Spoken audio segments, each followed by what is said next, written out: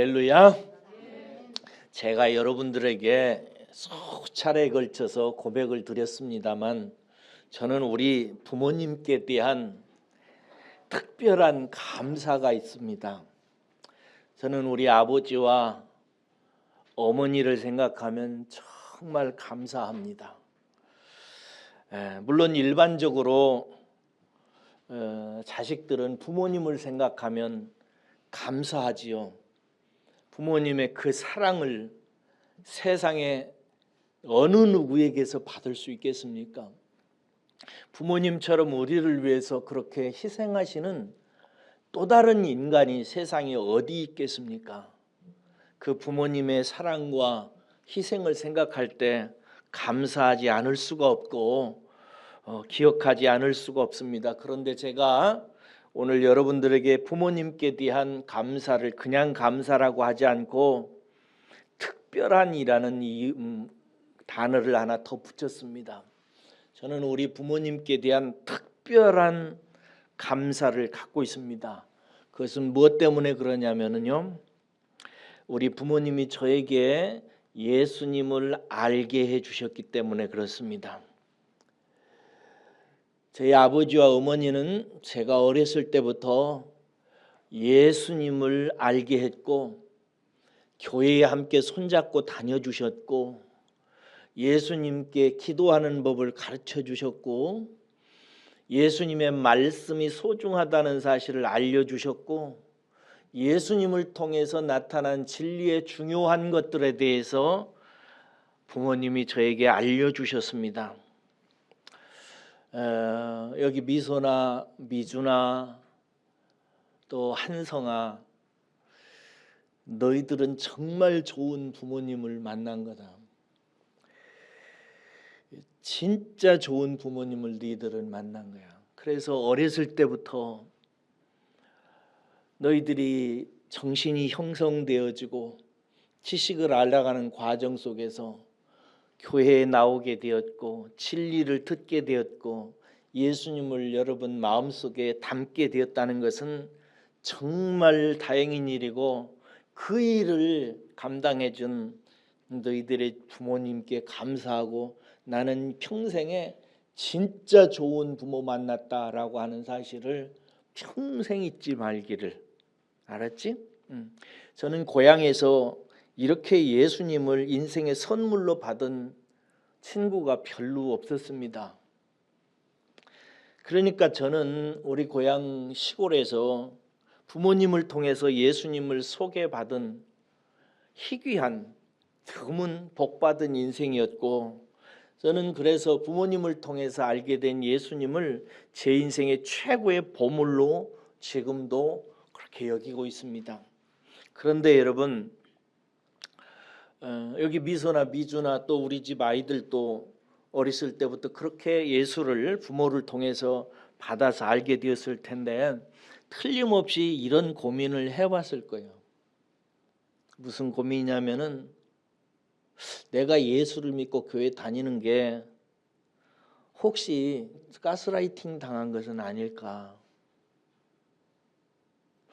어렸을 때 부모님이 늘 예수 얘기하고 교회 가자 하고 따라다니고 이러다 보니까 나도 모르는 사이에 세뇌가 되어져 가지고 요즘 말로 가스라이팅 당해가지고 그렇게 내가 예수를 믿게 되었고 교회 다니는 것, 예수 믿는 것이 진정한 진리라고 내가 혹시 속고 있는 것은 아닐까라고 아마 다 생각했을 거예요.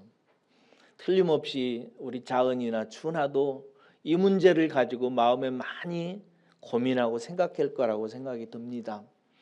아빠가 목사이니 교회를 안 다닐 수가 없고 다니다 보니 예수님의 사랑의 얘기도 듣게 됐고 뭐 이런저런 얘기를 듣다 보니까 나도 모르게 머릿속에 세뇌되어져 가지고 가스라이팅 돼가지고 내가 신앙생활을 하는 것은 아닐까. 혹시 진짜가 아닌데 그저 부모님을 따라서 그런 신앙을 갖게 된 것은 아닐까라고 생각하고 고민하고 고민도 많이 했을 거라고 저는 생각이 들어요. 저도 그랬습니다. 그러나 저는 그런 생각을 많이 했기 때문에 우리 부모님이 가지신 신앙이 진짜일까? 내가 알게 된 기독교가 정말 진리일까? 이 길 외에는 다른 길이 없다고 얘기하는데 정말 그런 것일까? 라고 하는 사실 때문에 청춘의 시절 엄청나게 고민도 많이 하고 책도 많이 읽고 이런 종교 저런 종교, 심지어 히브리인들의 종교뿐만 아니라 중국인들의 종교, 인도인들의 종교, 심지어 주역서들, 심지어 무당이나 주술가들 얘기까지도 할 수만 있으면 읽어보고 탐독하고 하면서 부모님의 신앙을 살폈습니다.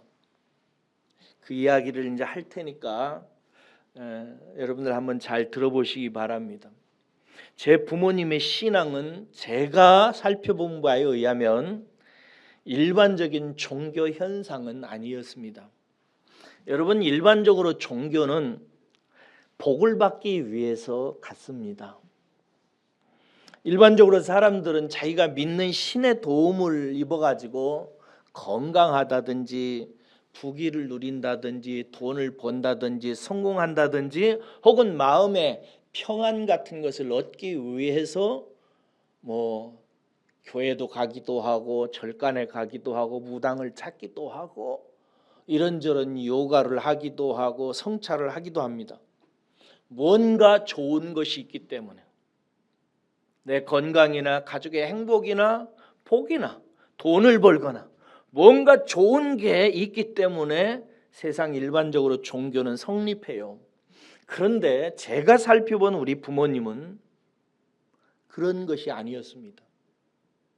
오히려 저희 집은 예수를 믿기 시작하면서부터 힘들어지기 시작했습니다. 부모님이 예수 믿기 전에는 원래 아주 가난했지만 그래도 우리 아버지 어머님이 너무나 부지런하게 사셔서 예수 믿기 전까지 그래도 쌀을 200석 300석 하던 그 시골에서는 분홍이 되어져 가고 있었습니다. 그런데 예수님을 믿고 나서 우리 집은 망했습니다. 그러니까 부모님의 신앙은 소위 복을 받아서 잘돼서 건강해서 행복해서 신앙하는 것은 아니었습니다. 오히려 망했는데 우리 아버지 어머님의 신앙은, 예수님을 사랑하는 마음은 조금도 식지 않았고 오히려 더 뜨거워졌습니다. 제 눈에 볼 때 아버지와 어머님은 일반적인 종교를 갖는 사람의 종교적 목적이 아니라 뭔가 우리의 어머님, 아버님 마음속에는 무엇인가에 사로잡혀 있는 것을 저는 부인할 수가 없었습니다. 내 아버지와 어머니는 교회 다니는 이유가 뭔가 딴 게 있어. 부자가 되는 것도 아니고 건강해진 것도 아니고 동네 사람들이 우리 집이 살아가는 거 힘들고 어려운 모습을 보면서 저 집은 예수 믿어서 미쳤어, 저 망했어, 미친 거야 라고 말하는데도 우리 아버지 어머니의 신앙은 식어지거나 없어지거나 교회를 안 다니거나 이러지가 않았어요. 오히려 더 교회에 나가고 더 기도하고 더 찬송하고 예수를 붙들었어요. 그래서 제가 볼 때 결론이 이거였어요. 우리 아버지와 어머니 마음속에는 세상 사람들이 갖고 있는 종교적 열심 그런 것이 아니라 뭔가 우리 아버지와 어머니의 마음을 사로잡은 것이 있다. 뭔가 사로잡힌 거야 저건. 그렇지 않고서야 저렇게 인생을 살 리가 없어 라고 생각하기 시작했어요. 우리 아버지와 어머니의 마음속을 사로잡고 강권하는 게 뭐가 있었어요? 그게 저는 궁금했어요. 오늘 본문 말씀 14절과 15절에 그게 있어요. 14절 한번 읽어보겠습니다. 14절입니다. 시작. 그리스도의 사랑이 우리를 강권하시는도다. 우리가 생각하건대 한 사람이 모든 사람을 대신하여 죽었은즉 모든 사람이 죽은 것이라. 여기 한글 번역에는 접속사 하나가 빠졌어요. 왜냐하면이라는 말이 빠졌습니다. 왜냐하면 우리 아버지와 어머니가 돈도 되지 않고 건강에도 도움도 안 되고 사람들의 인정도 못 받고 성공한 것도 아니고 부자 된 것도 아닌데 그렇게 뭔가에 사로잡혀 사는 이유가 있다. 왜냐하면 이 말이 빠졌어요. 왜냐하면 그리스도의 사랑이 우리를 강권하고 있기 때문이라는 거예요. 저희 아버지와 어머니의 마음을 강권하고 있기 때문에 그렇다는 거예요. 여기서 강권한다라고 하는 헬라어 슈네코라고 하는 말은 무슨 뜻이냐면 계속해서 현재형이에요. 계속해서 압박한다, 계속해서 사로잡는다, 계속해서 강권한다 이런 뜻이에요. 그러니까 저희 아버지와 어머니가 생활에 하나도 도움이 별로 안 되는데도 불구하고 신앙이 조금도 끊어지지 아니하고 식어지지 아니하고 더욱더 기도하고 새벽기도도 나오고 금식도 하면서 신앙생활을 더 열심히 한 것은 그가 뭐냐? 왜냐하면 그리스도의 사랑이, 예수님의 사랑이 우리 아버지와 어머니의 마음속을 사로잡고 강권하고 계속해서 압박하고 있었다는 뜻입니다.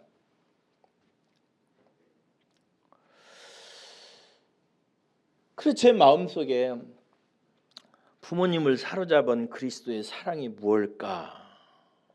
이걸 저는 생각하게 됐죠. 그 예수의 사랑이라는 게 뭔가?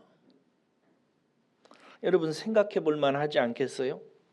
그리스도가 부자가 되게 하는 것도 아니고 건강을 주는 것도 아니고 세상에 출세도 주는 것도 아니에요. 세상에 그런 걸 원한다면 무당한테 가는 게 훨씬 빠르고 뭐 법사들한테 찾아가는 게 좋고 훨씬 빠릅니다.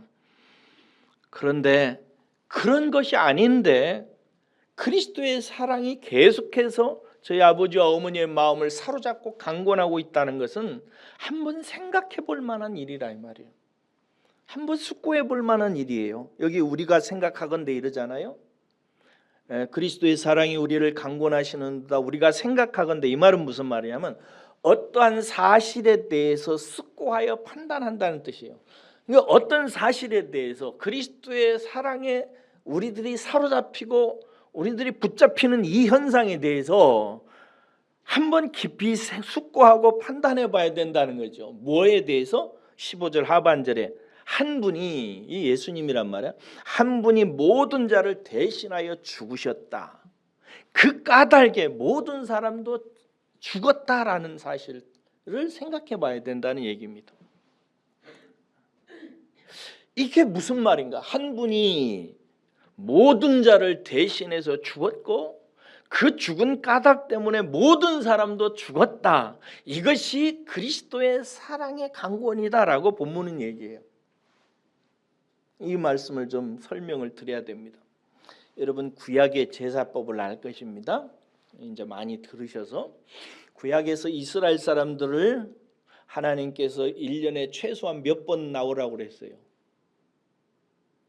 가르치면 뭐하나 다 잊어버리는 거. 최소한 남녀 3번은 나오라고 그랬어요. 이스라엘의 예루살렘 근처에 사는 사람들은 주일마다 나오지. 그런데 멀리 다른 나라에 사는 사람들, 이런 사람들도 1년에 최소한 3번은 남녀 물어나고 하나님께 나오라고 그랬어요. 언제? 6월절. 두 번째 언제? 맥추절. 세 번째 추수감사절, 수장절 때 나오라고 그랬어요. 나오면은 제사장이 어떻게 하냐면은 각 사람의 수대로 자기 분량의 양이나 뭐 가난한 사람 비둘기나 뭐 이런 걸 가져와 가지고 양 한 마리라고 합시다. 양 한 마리를 가지고 와요. 그러면은 제사장이 그 사람과 그 양 사이에 서서 제사장이 중개자로서 이 사람 머리와 양의 머리에 안수를 해요. 왜 그러냐면 이 사람의 죄를 이 어린 양에게 옮겨놓는 일이에요. 그래서 제사장이 박미소의 모든 죄를 여기 어린 양에게 다 옮기노라 이런다. 그리고 나서 그 양의 목을 따요. 축에서 피를 다 뺍니다. 그리고 속에 있는 내장을 다 빼서 더러운 것을 다 빼서 태워요. 그리고 그 몸은 제단 위에 올려놓고 태우고 그 피는 제사장이 대표적인 양의 피를 가지고 지성소로 들어갔으니 제사를 드리는 거예요. 근데 왜 미소의 머리에 손을 얹고 어린 양의 머리에 손을 얹는가? 뭘 옮겨놓기 위한 거라고요. 무엇을? 죄를. 한 해 동안 혹은 평생 동안 지은 모든 죄를 생각할 때 죽기는 누가 죽어야 되는데? 뭐야, 양이야? 미소가 죽어야 되는데 죄는 미소가 지었으니까 미소가 죽어야지. 죽어야 되는데 하나님이 미소를 사랑하시기 때문에 미소를 살리기 위해서 어떻게 장차 미소의 모든 죄를 해결할 것인지를 미리 보여주는 그림으로 구약시대에 가르치기 위해서 제사법을 만드는 거예요. 그러니까 제사법은 앞으로 온전한 제사가 있을 것을 미리 보여주는 그림자와 같은 거예요. 그래서 그렇게 옮겨놓은 다음에 어린 양을 대신 잡아 죽였어요. 그러므로 어린 양은 미소의 모든 죄를 대신 짊어지고 죽은 억울한 양이에요. 이것을 구약의 역사를 통해서 오래 가르쳐서 아주 이스라엘 사람들의 머리에 인이 박히게 한 다음에 그리고 성경책을 써서 기록하게 한 다음에 하나님께서 아들 예수 그리스도 그분을 어린 양으로 세상에 보내요. 이 사실이 알려졌고 이 사실을 알게 된 세례 요한은 예수님을 처음 만났을 때 사람들 앞에 이렇게 소개하죠. 보라, 세상 죄를 지고 가는 하나님의 어린 양이로다. 그래서 예수님이 대신 모든 사람들의 죄를 대신해서 짊어지고 십자가에 달려 죽임을 당합니다.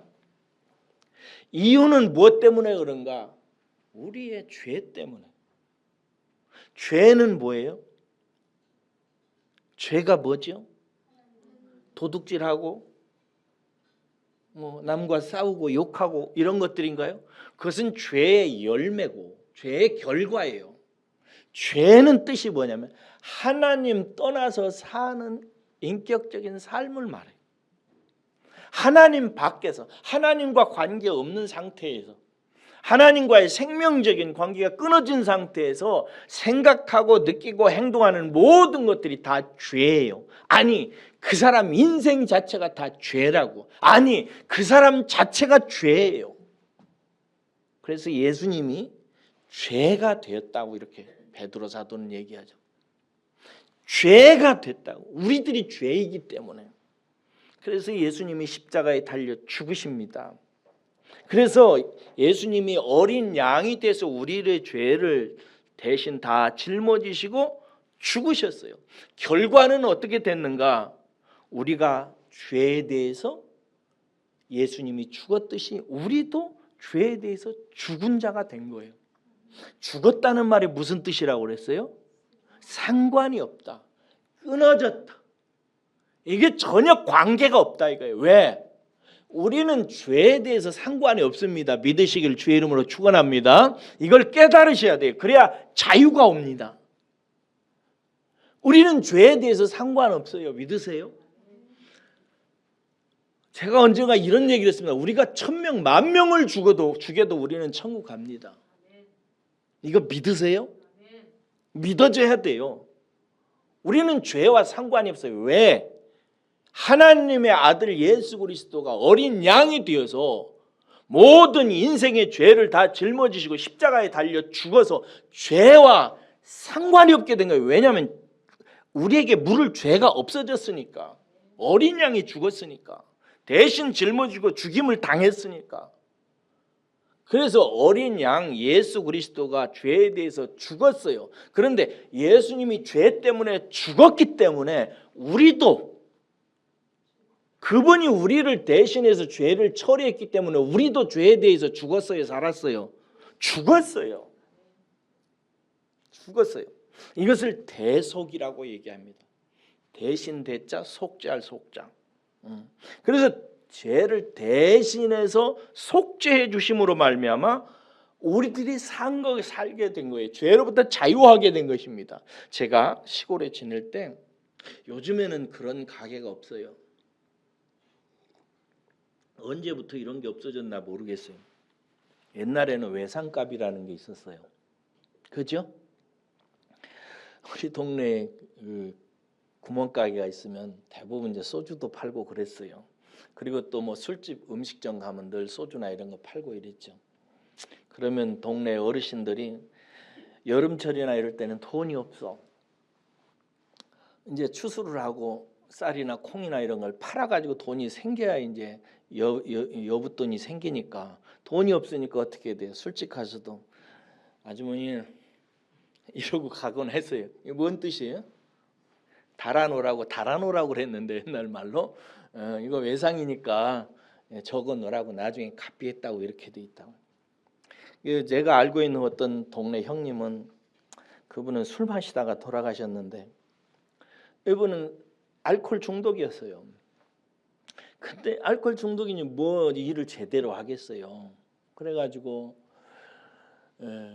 술을 먹어야 돼요. 그러니까 맨날 가게집 와서 아줌마 이러고 나갔어요. 그러면 아줌마가 막 투덜대고 막 그랬죠. 아유, 어떻게 그런 인생을? 그래가지고 늘 달아놓으니까 이제 아주머니가 술을 안 주시는 거예요.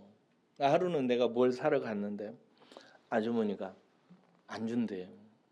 그래서 제가 외상값이 얼마냐고 그랬어요. 그랬더니 10,000 얼마래요.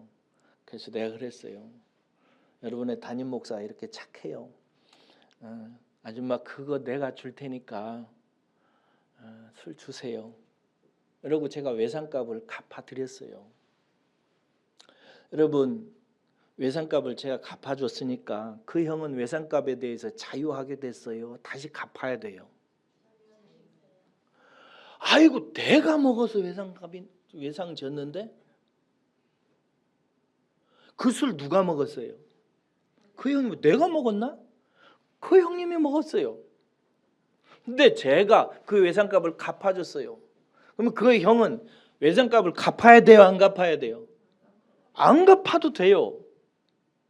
자기가 먹었어도 자기 책임이라도 제가 대신 갚아줬기 때문에 제가 대신 해결했기 때문에 외상값에 대해서는 그 형은 자유해도 돼요. 그렇죠? 우리의 죄도 마찬가지예요. 죄에 대한 책임은 누구에게 있어요? 내게 있어요. 내가 하나님 떠나서 내 멋대로 살았어요. 근데 예수님이 그런 나를 사랑하셔서 십자가에 달려 죽으심으로 말미암아 내 죄를 대신 형벌 받으심으로 말미암아 예수님이 십자가에 죽으신 것은 나도 죄에 대해서 죽은 것이 되었단 말이에요. 믿으시기를 주의 이름으로 축원합니다. 이것이 예수 그리스도의 사랑이요. 저와 여러분들을 죄에서 구원하시기 위해서 자기 몸을 버리셔서 십자가에 달려 죽으심으로 말미암아 우리의 모든 죄값을 다 지불하셔서 하나님께 용서함을 받고 하나님께 의롭다함을 받고 천국에 갈 수 있도록 만들어 놓은 것이 예수 그리스도의 사랑이에요. 이 사랑이 저희 아버지와 어머니의 마음을 사로잡는 거예요. 내 죄를 대신해서 예수님께서 십자가에 달려 죽으심으로 말미암아 내 모든 죄로부터 나를 자유하게 만들어 놓으신 이 일을 위해서 십자가에 달려서 모든 고통을 당하신 그 예수 그리스도의 사랑이 저희 아버지와 어머니의 마음속을 사로잡아 버린 거예요. 강권하는 거예요. 이 사랑 때문에 건강을 잃었어도 사람들에게 미쳤다는 소리를 들어도 온갖 고난과 눈물과 슬픔이 따라붙어도 내 죄를 대신해서 십자가에 달려 죽으신 예수 그리스도의 그 사랑이 우리 아버지와 어머니의 마음을 감동시키고 사로잡아서 예수를 떠나지를 못하는 거예요. 우리가 신앙생활을 하는 이유가 어디 있는가? 부자 되려고? 가라지들이에요. 건강해지려고? 쭉정이입니다. 기도하면 뭔가 하나님께 응답 주시고 막 이래가지고 자식이 잘 되고 문제가 해결되고, 그 단계는 아직 쭉정이일 뿐입니다. 정말 예수 믿을 때 그 사람 마음이 어디에 사로잡혀야 되는가, 무엇이 그의 영혼을 강권해야 되는 단계에 이르러야 되는가, 그 사람이 내 죄를 대신해서 십자가에 달려 죽으신 예수 그리스도의 사랑에 사로잡힐 때입니다. 이 사람이 진짜 신자예요. 사랑하는 여러분, 예수님이 여러분들의 죄를 대신해서 십자가에 달려 죽으심으로 말미암아 죄에 대해서 여러분들을 죽여버리셨습니다. 여러분들이 이제 죄에 대해서는 상관이 없는 자가 되었고, 무슨 일이 있어도 하나님께서 우리를 붙드셔서 하나님 나라를 선물로 주시고 영원히 용서했다는 이 사실에, 사랑하는 여러분, 우리가 사로잡힐 때에 그 사람이 진짜 신자가 되기 시작하는 것입니다. 이거에 사로잡히셔야 돼요. 우리가 예수 그리스도를 누군가의 복음 전도를 통해서 들었을 때 하나님께서는 그 복음을 듣는 사람의 마음속에 성령으로 세례를 주셔서 예수 그리스도의 이 사랑에 사로잡히게 만드십니다. 그래서 일평생도록 뭐 다른 일 때문에 예수 믿는 것이 아니라 나를 위해서 십자가에 달려 죽으신 예수 그리스도의 그 사랑에 가슴이 메이고 너무나 고맙고 감사해서 이 예수를 위해서 신앙생활을 하는 것입니다. 제가 오늘 교회 입구에서 들어오는데 임성은 권사님이 교회 입구에 와가지고 헌금 봉투에다가 헌금을 넣고 또 무슨 또 뭔 헌금을 하는지 또 다른 봉투에도 뭐 헌금을 또 하고 있더라고요. 제가 그 모습을 보면서 야, 거룩하다 그랬어요. 마음속으로. 거룩하다. 왜? 솔직히 말해서 저나 임권사님이나 뭐 임권사님 얘기만 할게요. 임권사님이 무슨 부자가 됐어요, 예수 믿어서. 뭐 건강해졌어요? 남보다 건강해? 뭐 좋은 게 뭐가 그렇게 있어요? 아, 이것도 문시하는 것 같네. 용서하시기 바랍니다. 없어. 그런데 예수를 떠나지 않아. 세상 사람들이 임성은 권사님을 보고 아우 죄송한데 낮추는 거 아니에요? 높이는 겁니다. 임성은 권사님을 통해서 나도 예수 믿어야지 할 수 있을 것 같아요? 저렇게 믿으려면 난 안 믿어 라고 하는 사람에 가까워요. 저도 그래요. 그런데 임성은 권사님은 사로잡혀 버렸어. 예수 그리스도에게. 교회 다녀서 뭔 부자 된 것도 아니고 건강해진 것도 아니고 아무것도 아니야. 사람들이 볼 때 뭐 이렇게 숭상하고 높이고 나도 저 사람이 예수를 믿어야지 나도 교회 다녀야지 하고 싶은 마음이 별로 없어. 그런데도 불구하고 저희 아버지와 어머니처럼 주일날 되면 나와. 나올 때 그냥 나오지도 않아. 매주일 주일 헌금하고 11조 떼고 감사 헌금하고 크리스마스 또 뭐 사랑의 헌금하자니까 또 없는 돈 쪼개가지고 거기다 내. 미친 거지. 사로잡힌 거지. 뭔가 마음속에 강권하는 세계가 있어. 그건 세상의 다른 일반적인 종교들에게서 나타나는 현상이 아니에요. 나는 그 현상이야말로 진짜 예수 믿는 사람들의 특징이라고 생각합니다. 예수님이 나를 위해서 십자가에 달려 죽으셔서 나를 죄에 대해서 죽게 만드셨다. 나는 죄와는 상관이 없다. 하나님은 나를 의롭다 하셨다. 이 모든 나의 의를 위해서 예수님이 십자가에 달려 죽으셨다. 나는 예수님을 버릴 수 없다. 나는 예수님과 함께 살 거다 라고 생각하는 신앙. 제가 이것을 저희 아버지와 어머니를 통해서 보았습니다. 근데 또 하나 강권하는 게 있어요. 15절 읽겠습니다. 15절입니다. 똑같은 문장이 붙어 있는 거예요. 15절도 강권하는 내용입니다. 또 다른 거예요. 함께 읽겠습니다. 시작. 그가 모든 사람을 대신하여 죽으심은 살아있는 자들로 하여금 다시는 그들 자신을 위하여 살지 않고 오직 그들을 대신하여 죽었다가 다시 살아나시는 이를 위하여 살게 함이라. 또 하나 사로잡힌 게 있었어요. 우리 아버지 어머니에게는. 나중에 이제 제가 신학 공부를 하면서 그것을 밝혀냈는데 오늘 본문 말씀과 상당히 상관이 있어요. 보세요. 그가 모든 사람을 대신하여 죽으심. 이게 이제 그리스도의 강권하신 사랑의 내용이란 말이에요. 모든 사람을 대신해서 죽었다요. 그런데 그 죽으신 목적이 저희 아버지와 어머니의 마음을 사로잡아 버린 거예요. 그게 뭐냐? 그 자들로 하여금 다시는 그들 자신을 위하여 살지 않고 오직 그들을 대신하여 죽었다가 다시 살아나시니 예수님을 위하여 살게 하려 하심이라. 이렇게 돼 있어요. 예수님께서 십자가에 달려 죽으신 이유는 오늘 본문 말씀에 두 가지가 나옵니다. 하나는 우리를 죄로부터 건지셔서 죄에 대해서 죽게 하기 위해서 예수님이 죽으신 거예요. 근데 또 하나 이유가 있어요. 그게 뭐냐? 그전에는 우리가 우리 자신의 육체를 위해서 살았는데 이제는 예수님을 위해서 살게 하려고 죽으셨다는 것입니다. 이 말이 무슨 말이에요?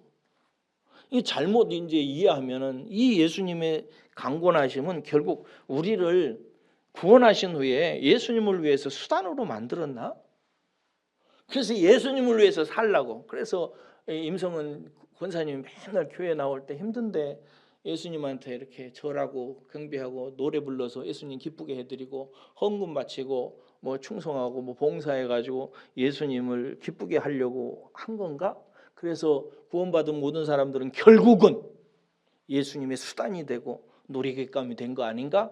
라고 오해할 수가 있어요. 그런데 여러분, 죄인을 사랑하여 목숨을 주신 그분의 뜻과 목적에 합당하게 하는 삶을 예수를 위해서 산다라고 하는 뜻이에요. 예수님을 위해서 산다는 말은 예수님이 나를 위해서 십자가에 달려 죽으신 그분의 뜻과 목적에 합당하게 사는 삶을 말해요. 성경에서는 말해요. 다른 말로 말하면 예수님처럼 살게 만들려고 했다는 것입니다. 여러분 이렇게 이해하면 돼요. 부모님의 사랑을 입은 자식이 있다고 하십시다. 너무 부모님에게 속썩이고 괴롭혀 드렸는데 부모님이 그래도 용서하시고 사랑해 주시고 돌보 희생하셔서 그 부모님의 사랑과 은혜로 이 아들이 성공했어.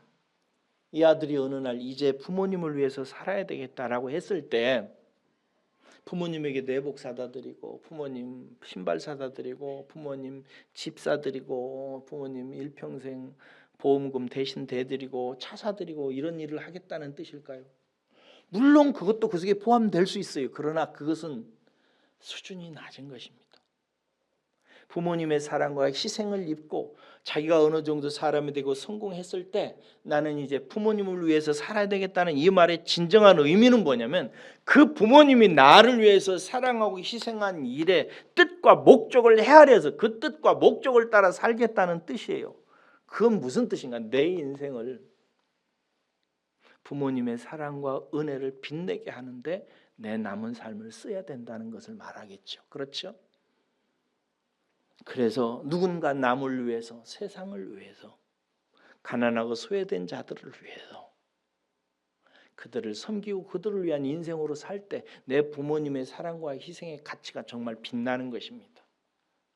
부모님이 자기가 희생하고 열심히 자식 키워서 결국 그 대가 다 받고 산다면 부모님의 사랑은 욕된 사랑이에요. 그런 부모의 사랑은 그건 부모의 사랑이라고 할 수 없어요.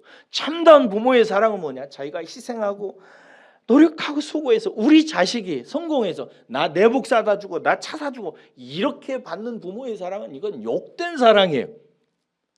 부모는 희생하고 자식을 사랑하면서 내가 이렇게 희생하고 자식을 키워서 내 자식이 내 사랑으로 커서 남을 위해서, 나라를 위해서, 세상을 위해서, 가난하고 소외된 사람들을 위해서 살게 만들기 위해서 자기를 희생하는 부모의 사랑이 참다운 사랑 아니겠어요? 예수님도 마찬가지입니다, 여러분. 그래서 우리가 예수를 위해서 산다는 말은 예수의 사역을 채워드린다는 말이 아니라 예수님이 우리를 위해서 희생하고 우리를 사랑하신 그 정신과 뜻을 받들어서 또 다른 누구를 위해서 희생하는 삶, 예수님처럼 죄인을 위해서 자기 몸을 버렸듯이 우리도 그런 삶을 사는 사람으로 자기 인생을 내어놓는데 좋은 데 사용한다는 뜻을 가지고 있는 것입니다. 그러므로 그 뒤에 말이 이 예수를 위해서 산다는 말의 뜻이에요. 거기 그 뒤에 보세요. 그러므로 우리가 이제부터는 어떤 사람도 육신을 따라 알지 아니하노라. 비록 우리가 그리스도도 육신을 따라 알았으나 이제부터는 그같이 알지 아니하노라. 이렇게 돼 있어요. 우리는 예수 믿기 전에요, 육신을 따라서 인간을 이해했어요. 육신을 따라서 나를 이해했습니다. 그래서 나를 위해서 사는 거예요. 나 배부르게 먹고 내 좋은 옷 입고 내 자식들 좋은 학교 보내고 내 자식들 배부르게 하고 내 가족들 행복하게 사는 것, 이것이 예전에 우리가 육신을 따라서 나를 이해하고 인생을 이해하고 생각했던 복이요 복된 인생이었습니다. 그런데 예수 그리스도께서 십자가에 달려 죽으셔서 우리를 죄에 대해서 죽게 하신 목적은 그전에 그렇게 육신을 따라 살았던 삶에서 영적인 삶으로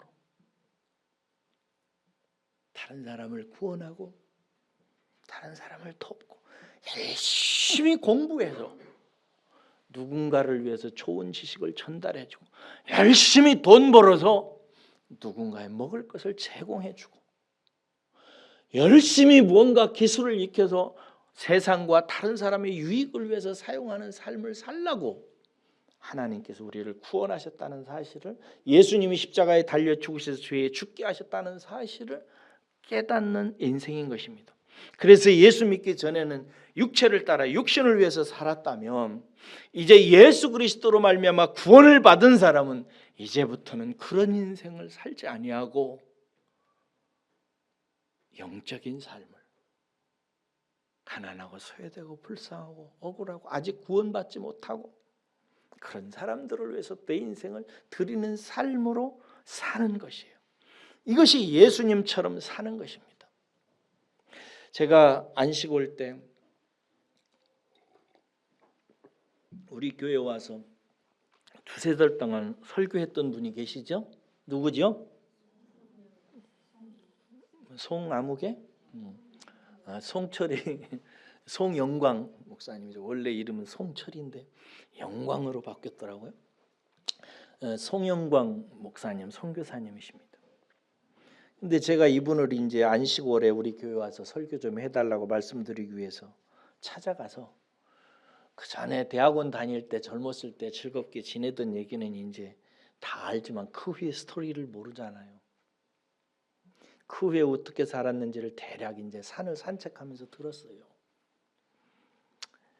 이분이 그 참하고도 그 중국 외진 곳에 가서 고생한 이야기.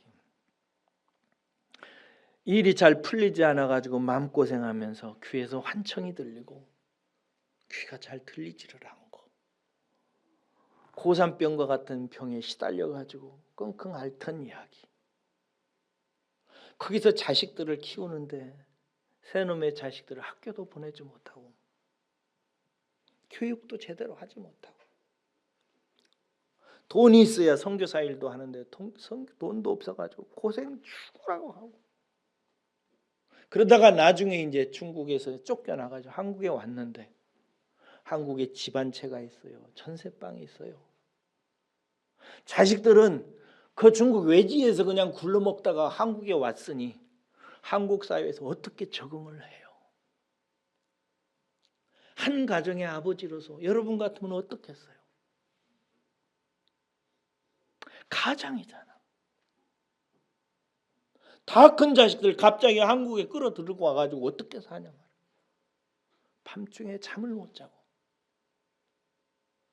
귀에서 이음이 들려가지고 밤중에 잠을 못 자고 머리가 깨질 때도 아프고 이런저런 고민과 괴로움이 있어요. 예수 믿어서 젊은 청춘 죽으라고 공부하고 학비 다 대고 공부해가지고 결국 간 길이 그런 길이에요. 그런데 여러분, 송철이 목사님이 원망하던가요? 안 해요. 원망하는 소리 한마디 없어요. 그렇게 사는 것을 영광스럽게 생각해요.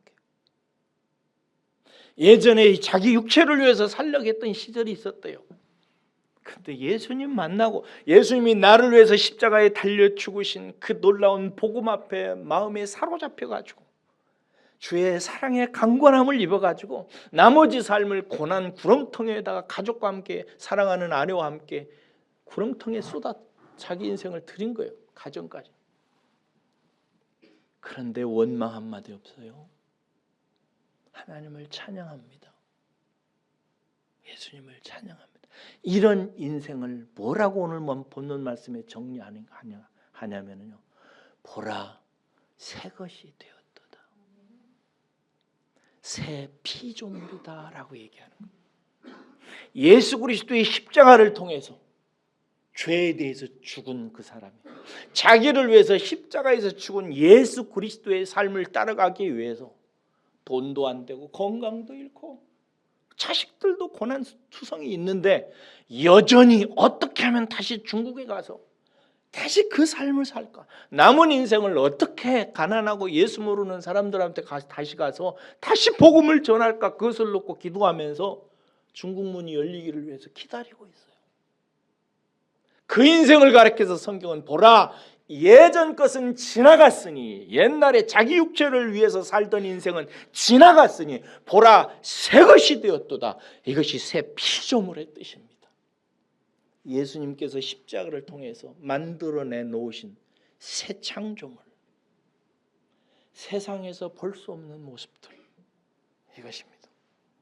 사랑하는 여러분, 그래서 새 피조물의 삶은 크게 두 가지로 나눌 수 있습니다. 하나는 자기를 위해서 십자가에 달려 죽으셔서 나를 죄에 대해서 죽게 하신 예수 그리스도께 대한 무한한 감사, 감격, 이거에 사로잡힌 삶이에요. 두 번째는 뭐냐? 그렇게 예수님께서 십자가에 달려 죽으시면서까지 나를 죄에 대해서 죽게 하신, 자기 자신을 죽음에 던지면서까지 우리를 향해서 가지신 예수 그리스도의 그 뜻, 목적, 이 사람을 내가 구원해서 이 사람으로 하여금 내 인생을 뒤따라오도록 만들어야지. 옛날에는 자기 육체를 위해서 살려고 했던 사람을 이제는 하나님의 영광을 위해서, 세상을 위해서, 다른 영혼을 섬기는 데 위해서 살게 만들어야지.